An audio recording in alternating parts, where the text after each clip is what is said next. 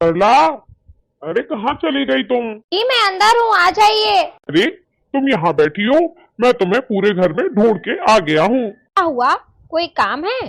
क्यों, मैं सिर्फ तुम्हें काम पे ही याद कर सकता हूँ क्या, वैसे याद नहीं कर सकता? नहीं नहीं, ऐसी कोई बात नहीं है। आइए बैठिए, चाय पियेंगे?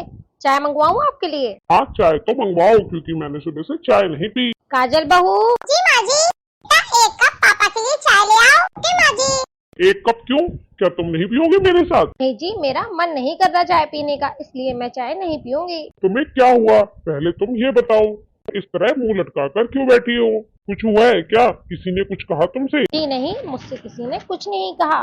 तो फिर ये उदासी का कारण क्या है? आप तो जानकर भी अनजान बन रहे हैं। क्या आपको नहीं पता, हमारे दामाद जी को गए 3 साल हो चुके हैं और हमारी बेटी इस दुख से अभी तक उभरी नहीं है। बेचारी गुमसुम सी बैठी रहती है, जना संवरना, बोलना, हंसी तो बिल्कुल भूल ही चुकी है। उसने तो अपने जीवन को जीना ही छोड़ दिया है। मैंने उससे कितनी बार कहा है कि तुम आगे बढ़ो और पुरानी चीजों को भूलो, लेकिन वो सुनने को राजी ही नहीं है, कुछ समझती ही नहीं है। जैसे ही कहो बस तुरंत ही रो पड़ती है। मैं क्या करूं, मुझसे उसका दुख देखा नहीं जाता। ऊपर से उसके ससुराल वाले भी इतने बेकार हैं कि मेरी बच्ची पर ही इल्जाम लगाते हैं कि तेरी वजह से ही मेरा बेटा चला गया है, तू मेरे बेटे को खा गई है, कलंकनी है। आना तो दूर, बेचारी का हाल चाल तक ससुराल वाले जानने की कोशिश नहीं करते। ये कहो अभी हम जिंदा हैं तो हम अपनी बच्ची को ले आए मायके, वरना तो उसका ससुराल में तो बुरा हाल होता, उसको तो जीते जी ये लोग मार डालते। तुम्हारी बात से मैं बिल्कुल सहमत हूँ, लेकिन इसमें हम कर भी क्या सकते हैं? ये तो विधि का विधान है, जो ऊपर वाले ने लिख दिया वही होता है। हमारे तुम्हारे सोचने से क्या ही होता है। तो सिर्फ इतनी कोशिश कर सकते हैं कि हम अपनी बच्ची को इस दुख से कैसे उभारे। वैसे भी जो कुछ हुआ उसमें हमारी बच्ची की क्या गलती, लेकिन ससुराल वालों को कौन समझाए, वो तो हमारी बच्ची को ही दोष देते हैं। मैं तो कहता हूँ क्यों ना हम उसको कहीं बाहर घुमाने ले चले, इससे उसका मन लग जाएगा, बाहर की दुनियादारी देखेगी तो शायद अपने दुख को भूल पाए कुछ। आप बिल्कुल सही कह रहे हैं, लेकिन इसके लिए उसको तो राजी करना पड़ेगा, क्योंकि वो कहीं जाने के लिए तैयार ही नहीं होती। बोलती है माँ मुझे नहीं जाना, आप लोग चले जाओ। रेनू से बात कर देखो। ठीक है, आप कहते हैं तो मैं रेनू से एक बार बात करके देखती हूँ, फिर बताऊंगी, उसी हिसाब से आप टिकट करवा लेना। ठीक है, जब तक मैं मार्केट से आता हूँ वो कर। ठीक।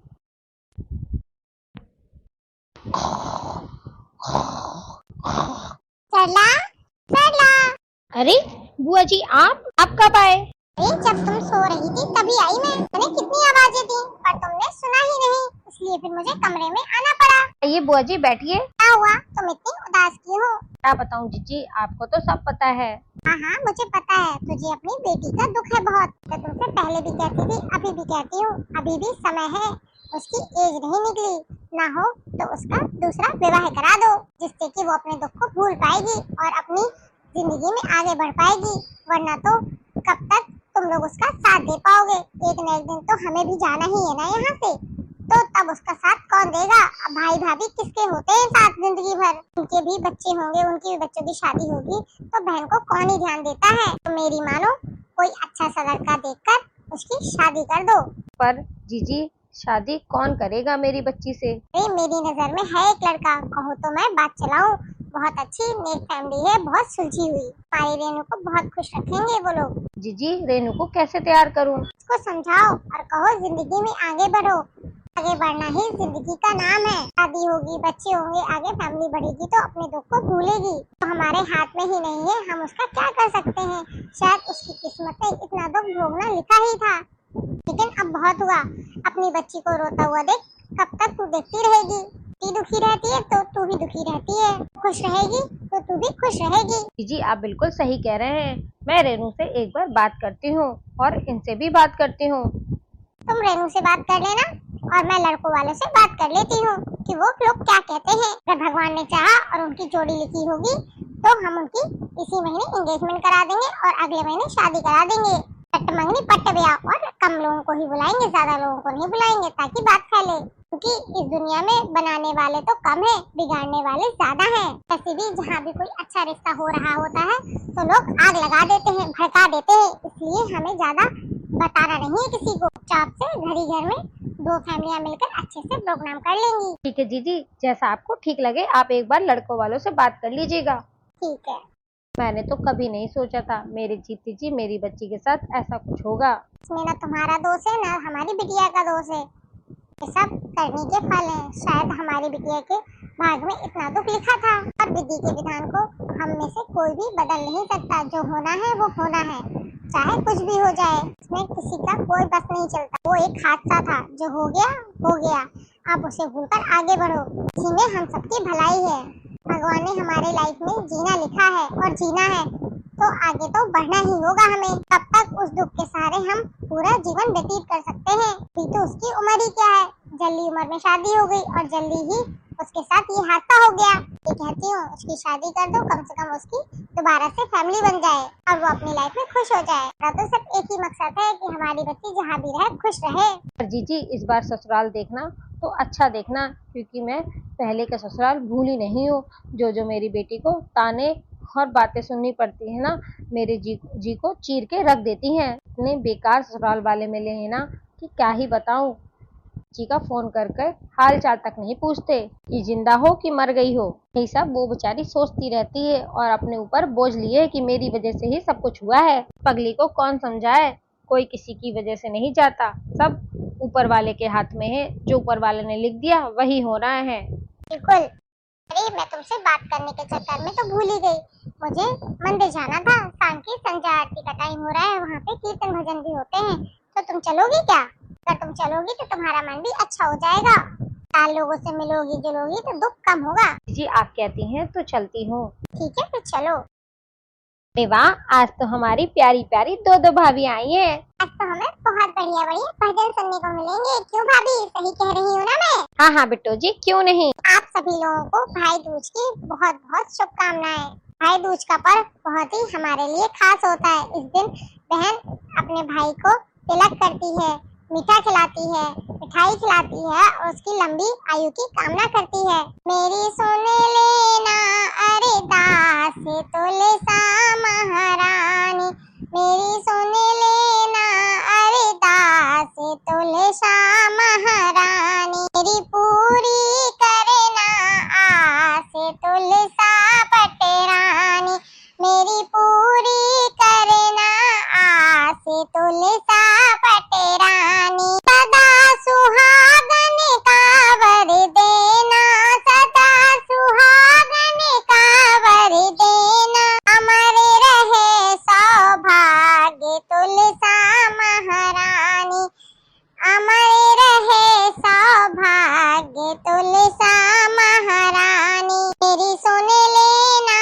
अरे दास तुलसा महारानी, मेरी सुन लेना अरे दास तुलसा महारानी, सास ननद की प्यारी रखना, सास ननद की प्यारी रखना, अनुकूल पति मैं नारी तुलसा महारानी, मनु में कुलपति नारी तुलसा महारानी, मेरी पूरी करना आस तुलसा पटरानी, मेरी पूरी करना आस तुलसा पटरानी, गोद में बेटा बेटी खेले, गोद में बेटा बेटी खेले, खुशी रहे परिवार तुलसा महारानी, खुशी रहे परिवार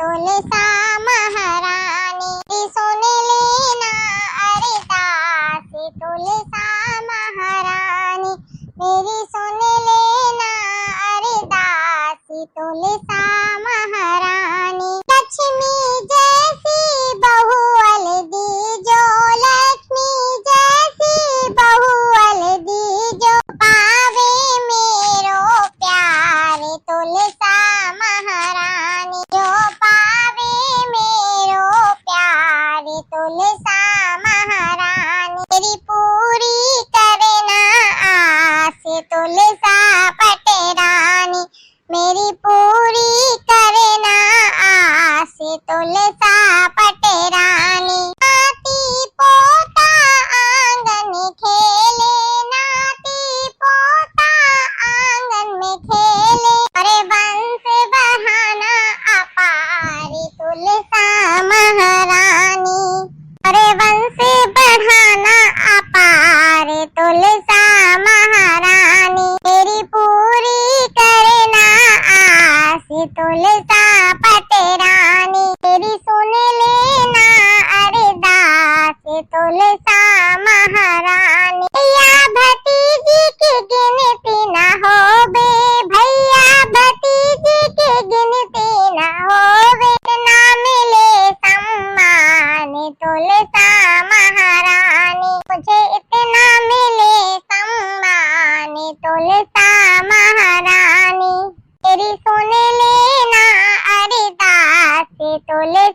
महारानी, मेरी सुन लेना अरदास तुलसा महारानी।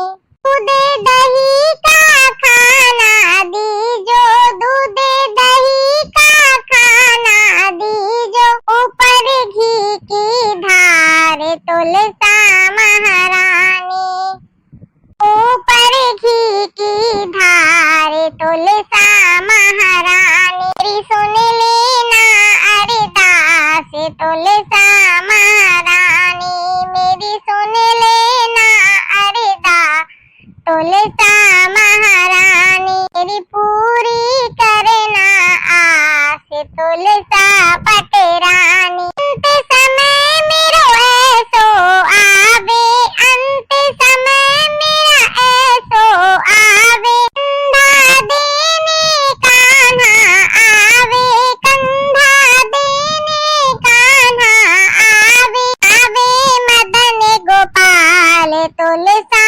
महारानी, अरे आवे राधे श्याम तुलसा महारानी।